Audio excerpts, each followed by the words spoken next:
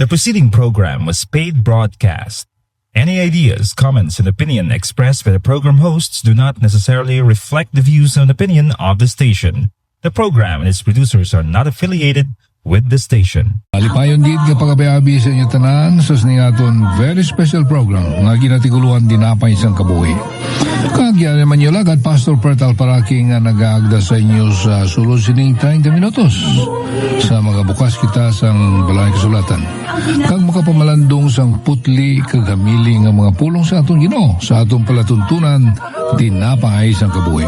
Ang mga pulong sa aton Ginoo para sa aton sing adlaw, mga Salmo kapitulo 24 versikulo 1 kag versikulo 2. Psalms 24 verses 1 and 2. Mga pulong sa Ginoo nga siling, ang duta iya sang Ginoo kag ang iya kabugusan, ang kalibutan kag ang mga nagapuyo sa iya. Kag ginpasad niya ini sa kadagatan, kag ginpalig-on ini sa mga baha. Okay, mga abyan, makauturan, welcome gig kamo. Salamat sa madamo nga mga text messages nga mo nabaton diri. Maybe next time, mabasa na akong sa inyong pila ka mga mensahe nga padala ninyo diri sa aton. Thank you gid nga nag-take time kamo, ka-importante na para sa amon. At least may baloan mo na po nga ang pulong sa Ginoo nga inawali diri nang inakuman nga pagpakamayo sa inyo. So welcome gid mga binaton dira sa probinsya sang Guimaras.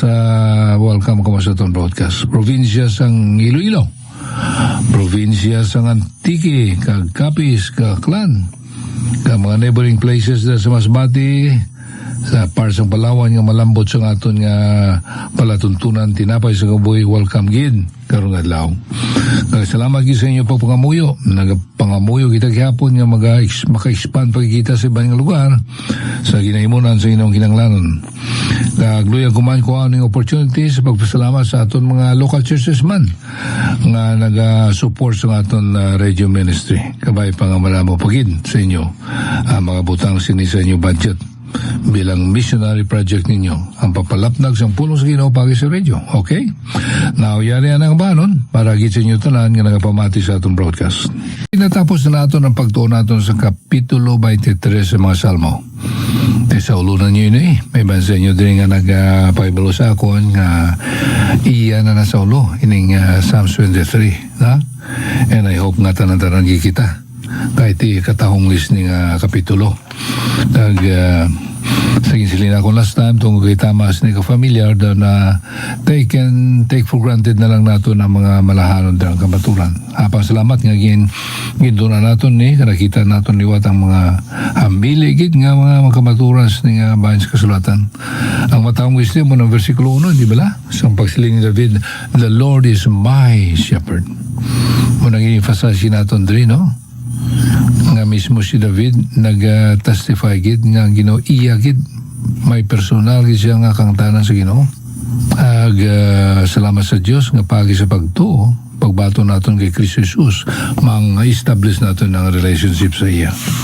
Kag sa ginasiling namon di pirmi nga kung ikaw kung ikaw matuod gid nga may kang tanan sa Ginoo ang imo kabuhi nagakambyo. Nagabalhin gid tungkol sa bagong kinaugali ang imo mga sagid sambit ni Pastor Neil Siawali kay nasangaga nga ang imo taste nagakambyo man kung ikaw naluwas, hindi ba? Ang taste nimo sa mga butang iya nga mahigko kakalibutanon nagamadula na ina gani isusaon to kita kulingon ta base ko nagaprofess kita nga Kristohanon kita pero ang gana naton sa pagpakasala mga gana naton sa kalibutan nga bagay nagapangibabaw gihapon gisay na kadako nga problema kaya matuod gid nga kung ikaw born again believer anak kag isang Dios ginambal gid sa siya pulong bisan sino nga era kay Kristo mag-una nga tinuga. All things are passed away. Behold, all things are become new. So I hope hindi lang ikaw nominal Christians kundi nga tunay gid nga Kristohanon. Kay karon na about hindi na nato mabalaan kung sino kasugi sa matuod. Ini mga tao nga ini mga professionals, mga maalam, mga puti gid ang ilang pwesto. Di sa to sa piyak nga sila nga may dapat gila sa prisuhon. mabalos naman sa piyak nga huwag kuya kahimos ng masala. Kaya ini yung mga tao hindi kayo ordinaryo. Mga high caliber nga mga persona. So who is telling the truth? Malala na sa Diyos sinong nagabuti sa ila. Di ay hansas ni kalibutan makasalbar sila tungod kay kabalo sila magpadihot sang paagi nga hindi sila matutlan. Pero saan lang sa paghukom dito sa Ginoo huwag na siya makapalagyo dito. Ang tanan ni baruhan sa Diyos kag hindi makita ya makarigyo sa Ginoo.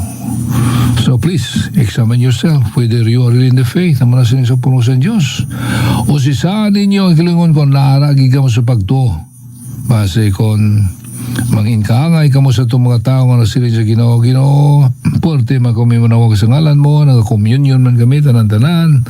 Pero ang ganing sila ng Ginoo na siling sa ila, palayo ka mo sa akon. Depart from me, ye doers of iniquity. Ye liars, ye dishonest people. Sa mga bibig lang ninyo ang inyo pagkilala sa akon. Okay, so much for that. So hindi kita luyag na magpumatis na kay mga mambulubugatin ang reminder sa atin. Anyway, chapter 24. Okay? May mga Bible sa mudira. Gina-offer na mo nini nga kung ay kamo Bible, nagatanya kami din sa inyo sang King James ini nga English Bible. Basta inyo nagkadto na din nagpangayo. Hindi man namon yung ma-mail kay tamagid ang aton budget ko lang. Kani nga kadto lang kamo sa office. Kag taga namon kamo sa ning English Bible nga King James. Okay? Psalms 24. Kalabanan gid sa mga Bible commentator nga sila nga ini nga ang background sa nga salmo. Amo siya itong tion nga gindalanan ni David ang Arka or the Ark of the Covenant sa Jerusalem. Si David.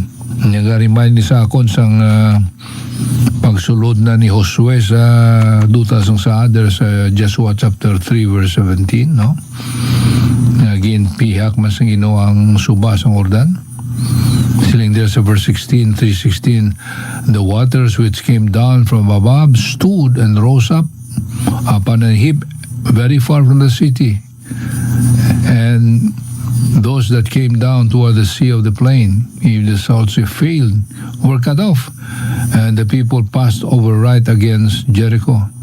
And the priest that bear the ark of the covenant, maginatuangan nila nimo, of the Lord stood firm on dry ground, just like the Red Sea, pagtabog nila sa dagat nga mapula.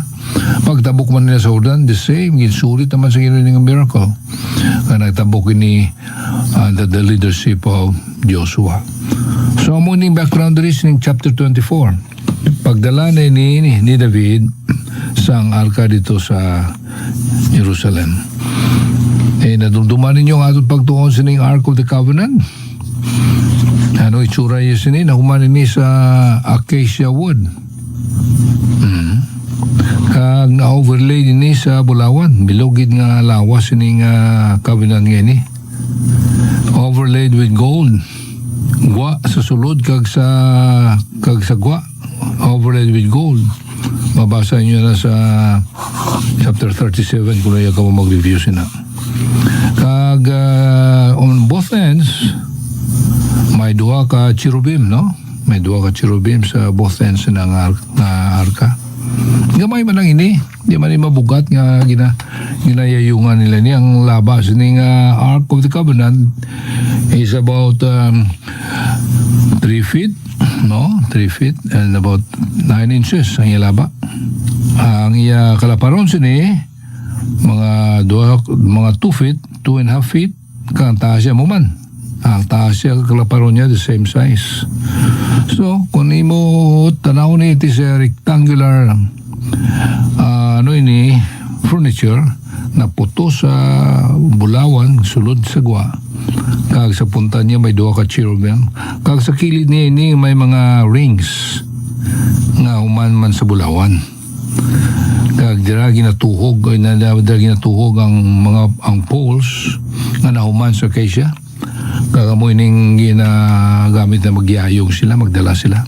So that's the Ark of the Covenant. And this is the symbol of God's covenant with His people. Anong sulod sa kabinan? Ha? Naduduan pa ninyo? Tatlo ka bagay ito, no? Para dira sa nasulod ang the table of the Ten Commandments. Sa sulod, araman dira ang mana. Pars jar of mana. Sa sulod sinang kahon nga na tawag Ark of the Covenant. Kagang basto ni Aaron. Or Aaron's staff or rod. Tatlo, sulod. And this is the most sacred object amongst the chosen people of God, the Ark of the Covenant. So ginabit-bit nila na, ginayayungan nila amo ni background sa Psalms 24 samtang pasulod na sila sa Jerusalem, ginapasaan nila ining Ark of the Covenant. And then this was written, and in Psalms 24 was written for that occasion. Siling sa isa ka manunulat, isa ni ka antiphonal psalm. Anong meaning sa antiphonal nga niya? Ang antiphonal, pagkantay na nga nagasabtanay ka mo. Bulos-bulos bala. Munang kalugan sila. It was sung, the psalm, in antiphonal manner. They recite it or sing it by two or more groups of people alternately. Balos-balos, alternating response. Munang meaning sa antiphonal. So nagkasabtanay sila. While they were carrying that, they were singing. The other group, masabat naman, balos naman ang piyak. Muna makita natin Greek karon sa atong pagtuon sini.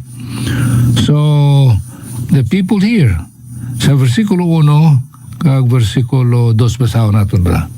Psalm 24. Nakikita nyo na background, no? Tagata kumudyuta yung background sila. Nawari na. 24 versikulo 1. Ang duta iya sa Ginoo kang iya kabugusan, ang kalibutan kang mga nagapuyo sa iya, kay ginpasad nini sa kadagatan, kag ginpalig-on nini sa mga baha. That's what we read here in verse 1 and 2. The earth is the Lord's. Si David liwat rin naghambal sang Diyos nga mo nagtugas ang tanang ibutang. Ito na nato na sa mga Salmo Kapitulo 19, hindi ba? Tatawam silang kapitulo. Iba sa inyo, ginsuguran nyo pagsalos na. Psalms 19. Ang mga langit, nagapahayag sang himaya sang Diyos. Ang mga gintugas sa Ginoo, nagapahayag nga may manunugagid. Kasiling ni David diri ang tag-iyas ni amo ang Ginoo gid.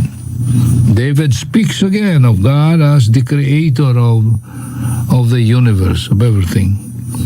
May balita naman kagabi paagi sa mga very powerful telescope nga may nasapuan sila nga daw 7 naman ka mga planetas ang kadagad-lalako nila ni no, katulad sa aton Earth planet.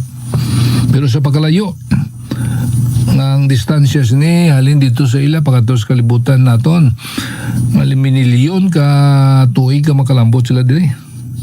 Kaya hindi believe nga iban sini, ang duha sini pwede may saran, may kabuhi kay man mabulubog now kag may tubi. I don't know, munang ila report kahapon sa pabalitan sini panginitanan nagapanagiya sini among Ginoo this whole vast universe with all the millions of galaxies. Ato niya gamay lang the Milky Way, our own galaxy is just a tiny spot in this huge universe. Madamo pagiging mga galaxies, madamo, bilyon ka mga bituon. And all of this were created by God. He is the owner of this. Saling David, the earth is the Lord's. David speaks again of God, the Creator, that the earth belongs to Him. Now, remember that word belongs. Ang kalibutan na nagapanagiya siniya mo ang Diyos. Nambala po na may mga tao ya karon nga panimpo nga daw sila ya magapadalagan sa kalibutan ngini.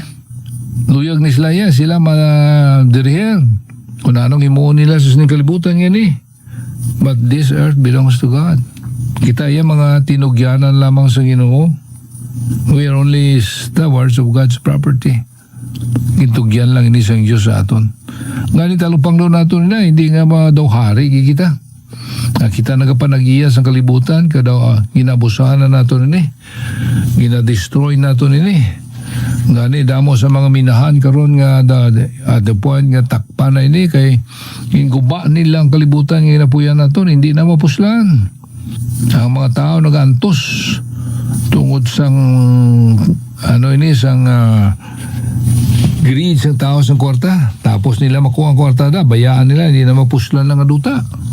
Sining mga minahan nga nasapuan nga naga-violate sa mga regulations. Kaya bisa nila na pag gusto kami kay amo ni. No, that belongs to the Lord. Kung mahimo pa lang tipigan tayo na, hindi naton pagubuon. Gani kanami blak ng isa sa imo balay may garden ka dira no kung ginatatap nimo ginapatahom nimo nga lugar nagalipay ka nga ang gintugyan sang Dios sa imo ginapatahom mo way mo ginaguba tangnan mo sang bula kung ano dira nga kung aga makapungko ka makita nimo na bawya sa Ginoo ini. Salamat o Diyos nga itagaan mo ako sa opportunity nga mapatahom na ako na ning jutay na akong nga loan nga ni tangan sang bulak ikaw nagapanagiya sa niyo Diyos. Kaya siling David the earth belongs to the Lord. Patahom mo ni nga manimahin sa aton kay may iban sige siling ako niya nga daw sila ang tagiya sang kalibutan. On verse 2 siling nila versikulo 2 ay ginpasad niya ini sa kalagatan, kagin paligon ini sa mga baha. For he hath founded it upon the seas and established it upon the floods. Nagarimay ni sa aton sa pagtuga bala sang Diyos ang kalibutan sa Genesis chapter 1, 9 and 10. Sa ikatlong adlaw, no naman yung kintuga sang Diyos ang kalibutan. That's the third day of creation. Genesis 1. Sabi, katuan ang aton Bible sa bayan sa sulatan, Genesis chapter 1. Review kita sang creation sang Diyos. Kamasa po naton dira nga gintipon sang Diyos ang dagat, muko ng tubig, together. Kag saya pagtuga, all of a sudden, naglutaw ang duta. The submerged land appeared out of the water. And it was so. Kagintawag sang Diyos ang dry land nga earth. Kag ang mga tubig gitawag niya ni nga mga seas. Dira na record. And God saw His creation that it was good.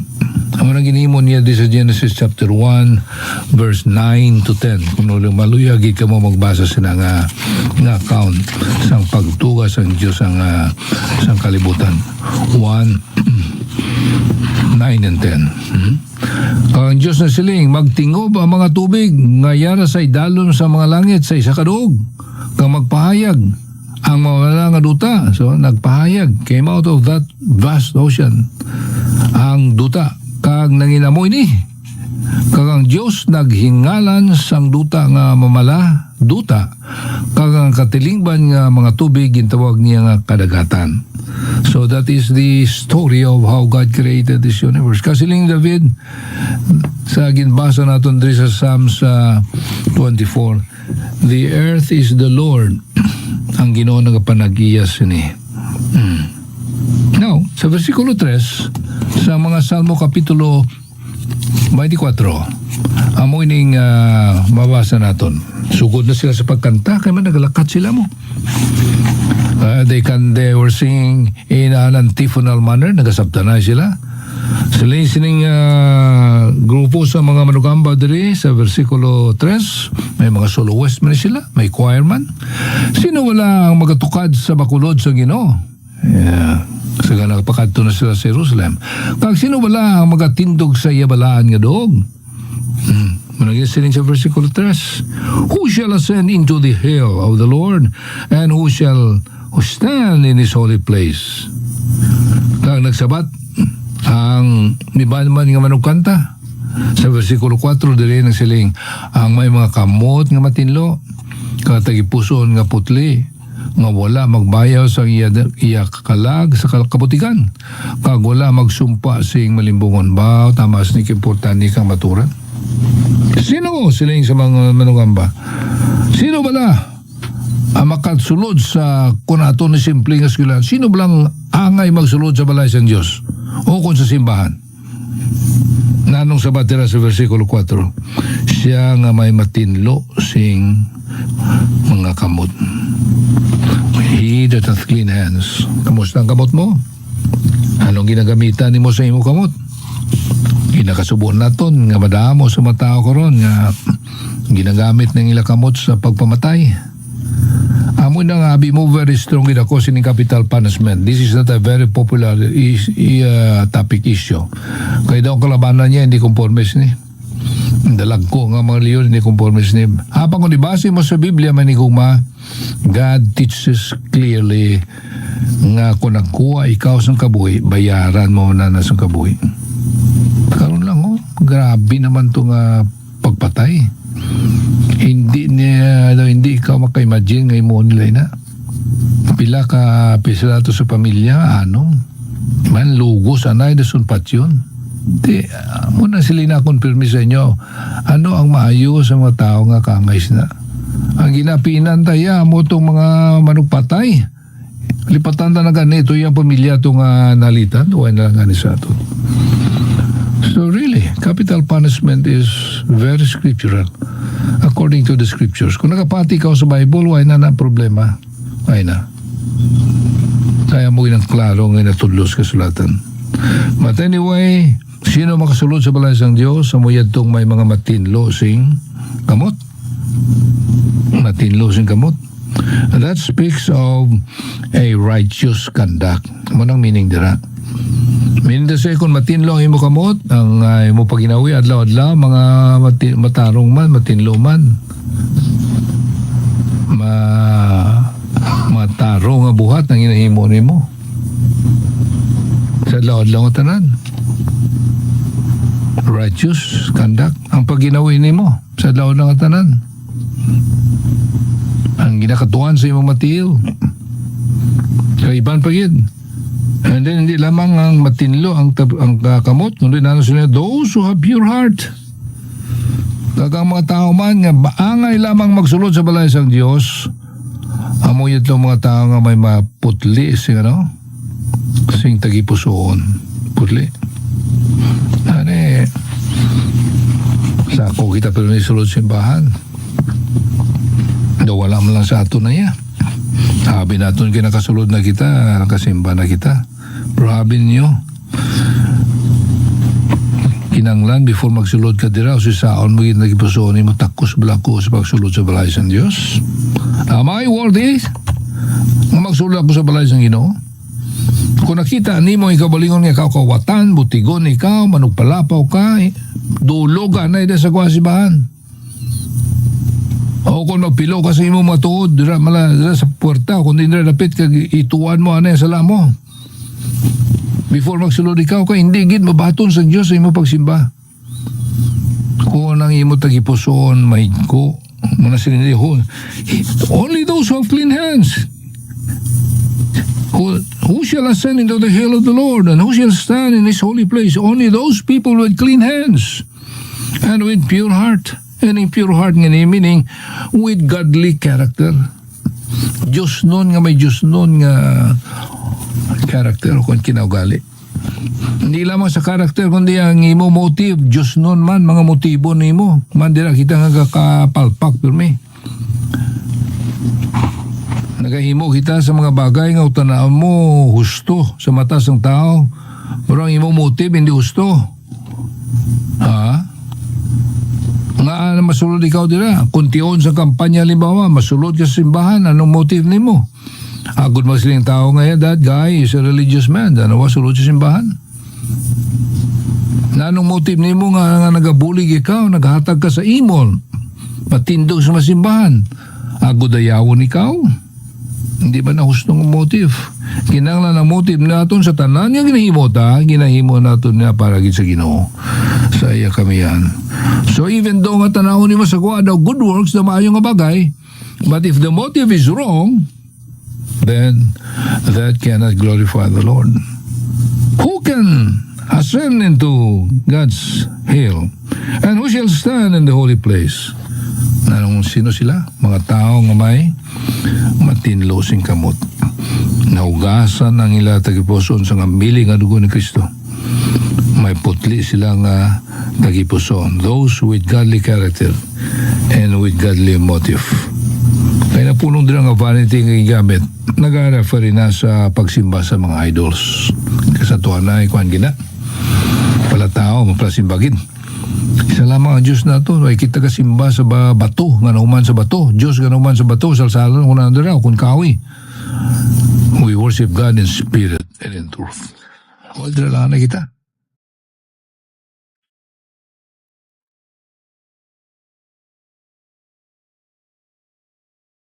Mga biyan mataho maning aton lesson.